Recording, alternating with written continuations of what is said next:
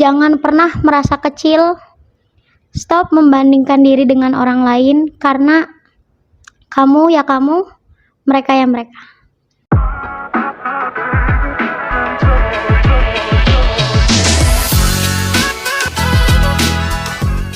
Assalamualaikum warahmatullahi wabarakatuh. Halo semuanya, kembali lagi di Voice Podcast. Kenalin, aku Naura Azahra. Di sini kita bakal kedatangan teman aku dan kita akan berbincang-bincang santai sama dua orang teman saya. Nah, kira-kira kita itu akan berbincang apa sih? Nah, kita itu akan membicarakan tentang stop insecure, perbanyak bersyukur. Oleh karena itu, tanpa berlama-lama lagi, kita akan undang narasumber dan sekaligus teman saya yang hebat-hebat ini untuk berbincang-berbincang santai. Ya, halo Kak Nadia. Halo. Halo Kak Egi. Gimana nih kabarnya kalian semua? Alhamdulillah, kami baik. Alhamdulillah. Nah, kita itu mau ngebahas tentang salah satu yang sering banget Gen Z itu alamin. Kadang kita kalau misalkan ngelihat media sosial atau scrolling gitu, sering banget kayak ngerasa insecure atau kayak ngebanding-bandingin diri kita dengan orang lain. Padahal itu kan cuman konten aja. Nah, menurut kakak-kakak nih, rasa insecure itu muncul bisa karena apa sih? Menurut Kak Nadia gimana? Oke, sebelumnya perkenalkan ya, aku Nadia Sesoliha yang merupakan teman Naura juga. Kita di sini mau bincang-bincang santai aja. Izin menjawab pertanyaan. Silakan. Naura tadi, menurut saya rasa insecure biasanya muncul ketika seseorang memiliki rasa tidak percaya diri atau kurang percaya diri. Kenapa? Karena ketika orang sudah merasa percaya diri, dia akan melakukan segala hal dengan tenang, dengan lega, tanpa memikirkan apakah saya baik di mata orang lain atau tidak. Jadi setiap hal yang kita lakukan itu kita tidak bisa membuat orang lain selalu suka terhadap apa yang kita lakukan. Jadi intinya biasanya rasa insecure itu datang karena penilaian orang lain. Penilaian dari eksternal gitu ya. Iya, betul banget. Terlalu memikirkan penilaian orang lain sehingga rasa insecure itu muncul. Berarti berkaitan dengan overthinking gitu ya, Kak? Betul banget. Saling berkaitan antara insecure dengan overthinking itu. Iya, biasanya itu dia yang dirasakan Gen Z. Relate banget nih sama sangat Gen Z. Relate, apalagi sekarang zamannya udah media sosial betul gitu ya. Betul banget. Kak? Setiap kita melihat di TikTok misalnya ada orang cakep banget. Iya, betul. Aku insecure. Nah, sebenarnya rasa insecure itu bisa bisa kita jadikan sebagai patokan untuk kita mengupgrade diri. Jadi buat membakar semangat. Betul, memotivasi bahwa kita juga ingin seperti itu. Gitu. Tapi tidak sedikit juga Gen Z itu malah merasa insecure gitu, malah rendah diri, langsung down gitu. Nah, kalau Kak Egi, menurut Kak Egi gimana? Rasa insecure itu muncul bisa karena apa? Menurut saya, rasa insecure itu intinya itu kita tuh terlalu banyak melihat perkembangan orang lain. Oh iya, betul. Tanpa melihat diri kita sendiri. Dan juga rata-rata untuk usia-usia seperti kita itu mentalnya kurang. Dan kurang berdamai dengan diri sendiri. Jadi terlalu banyak melihat perkembangan orang lain, tidak sibuk lah tanpa memperbaiki diri kita sendiri. Jadi seringnya ngelihat orang lain, apa-apa pencapaian orang lain dilihat, terus tapi pencapaian kita nggak pernah di upgrade lagi gitu, fokusnya ke perkembangan orang lain. Lalu menurut kakak-kakak di sini nih, lingkungan itu sangat berpengaruh tidak sih? Kalau kita itu insecure terus kita tuh lingkungan kita juga kayak misalkan temen kakak-kakak ini juga insecure, apakah lingkungan itu berpengaruh atau tidak? Kayak gitu dulu. Gimana Kak Edi?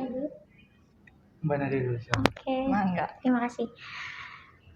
Lingkungan itu berpengaruh atau tidak ya terhadap rasa insecure? Tentunya terpengaruh menurut saya. Kenapa? Karena biasanya kalau tapi konteksnya apa dulu ya? Kalau misalnya teman-teman di lingkungan atau orang sekitar itu terlalu kayak memamerkan atau menyombongkan diri terhadap kesuksesan atau keberhasilan orang, itu bagi sebagian orang itu akan merasa kayak, "Ah, aku main sama dia ternyata sekecil itu." Iya, jadi Nah, kitanya kita tuh bawah banget, minder. minder. Iya, jadi kita merasa bahwa ternyata kita nggak cocok ya main sama dia gitu. Karena dia tuh tinggi, kita enggak gitu. Tapi begitupun sebaliknya. Biasanya ketika ada teman yang kayak, "Aku berhasil nih dapat pencapaian ini. Ayo kamu juga." Bareng-bareng, Nah, kita grow up bersama gitu. ya bersama mengupgrade diri gitu. Itu akan memiliki konteks yang berbeda. Betul sekali, Jadi antara negatif dan positif yang berbeda. betul, setiap hal itu kan pasti ada positif dan negatifnya. Nah, begitupun lingkungan. Berarti lingkungan itu sangat berpengaruh sekali terhadap diri kita juga, Iya, levelnya gitu. Iya, terhadap mental dan kepercayaan diri kita. Tergantung bagaimana lingkungan mendukung atau menjatuhkan gitu. Gimana menurut Kak Igi? Kalau menurut saya lingkungan itu benar-benar mempengaruhi ya. Apalagi kalau kita di sekitar kita, contohnya omongan orang-orang, itu benar-benar pedas lah. Itu membuat diri kita itu kayak benar-benar down, kayak gimana gitu loh. Satu cara untuk kita terpengaruh, misal terpengaruh oleh lingkungan, ya kita fokus aja untuk memperbaiki diri kita sendiri. Kita juga tidak bisa mengatur omongan orang itu mau kayak gimana, mau kayak gimana, itu Mau kita baik tidak atau bisa. mau buruk, Iya, kan itu omongan orang, bukan omongan dari benar-benar diri kita seperti itu Iya. gitu. Itu hanya perspektif Iya, sudut pandang orang aja. Lalu gimana nih menurut kakak-kakak kalau misalkan kita itu insecure, gimana cara mengatasi insecure itu sendiri? Pasti sering banget kan kakak-kakaknya Bener. juga mengalami insecure seperti itu. Gimana caranya? Oke. Gimana ya cara kita Iya, mengatasi atau mengatasi rasa insecure? mengendalikan lah. Nah. Mengendalikan rasa insecure itu. Jujur, saya juga gampang insecure orangnya. Oh gitu.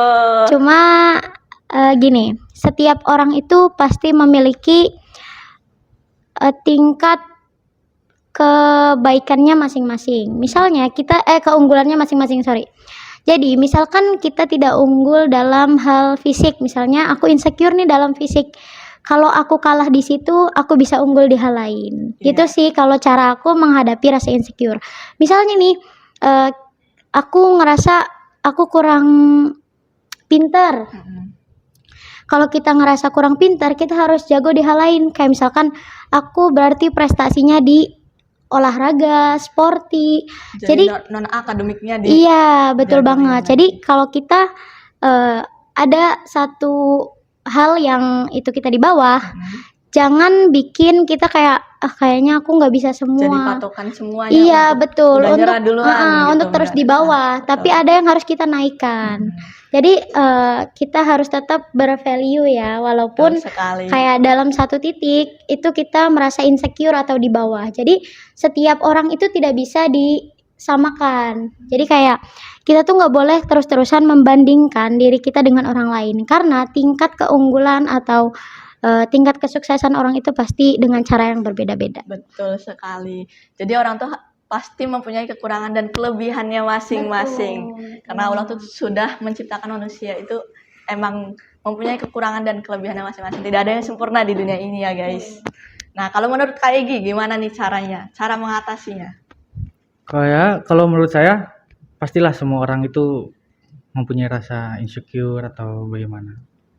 Cuma kalau saya pribadi, saya tidak pernah peduli mau orang itu mau kayak gimana. Tapi saya selalu mengambil hal positifnya. Jika orang lain bisa, kenapa saya tidak bisa? Iya betul sekali.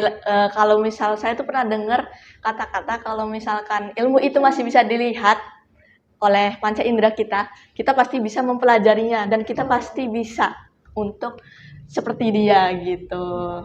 Jadi intinya kita itu harus percaya bahwa setiap orang itu mempunyai kelebihan dan kekurangannya masing-masing guys. Nah, menurut kakak-kakak nih, ada ini untuk penutup terakhir ya. Pesan-pesan untuk khususnya Gen Z di luar sana agar tidak merasa insecure lagi atau minder dengan pencapaian orang lain. Apalagi kalau misalkan lihat konten-konten di media sosial, TikTok, Instagram, kan banyak sekali.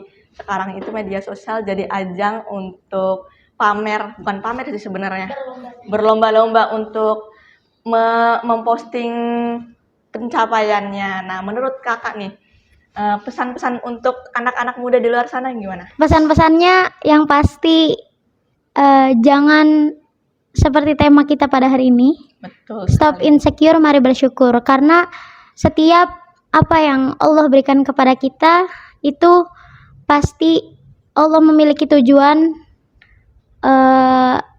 atas apa yang Allah berikan kepada kita. Jadi setiap misalnya kita diberikan kurang dalam fisik, pasti Allah berikan keunggulan kita dalam hal lain. Jadi jangan pernah merasa kecil. Stop membandingkan diri dengan orang lain, karena kamu ya kamu, mereka ya mereka. Bagus banget kata-kata hari ini. Kamu ya kamu, mereka ya mereka. Jangan jadikan kamu itu seperti mereka gitu. Kalau menurut Kak Egi nih, gimana pesan dan pesan-pesannya? Ya pesan-pesan untuk kalangan anak-anak muda ya. Mm. Tentunya karena saya laki-laki, untuk kalian terutama laki-laki ya, jangan lemah, jangan terlalu ambisi juga, karena realita kehidupan itu akan selalu ada. Tapi harus tetap optimis dan selalu bersyukur apa yang kita miliki. Pasti kita akan bisa untuk apa yang kita impikan. Keren banget kata-kata hari ininya guys. Oke, mungkin karena waktunya sudah selesai, karena terbatas juga waktunya, kakak-kakaknya juga pasti pada sibuk ya. Nah, terima kasih atas waktunya karena telah mau di ngobrol-ngobrol santai bareng saya juga gitu, dan menemani penonton di luar sana. Nah, sampai jumpa di Voice Podcast di episode selanjutnya. Wassalamualaikum warahmatullahi wabarakatuh.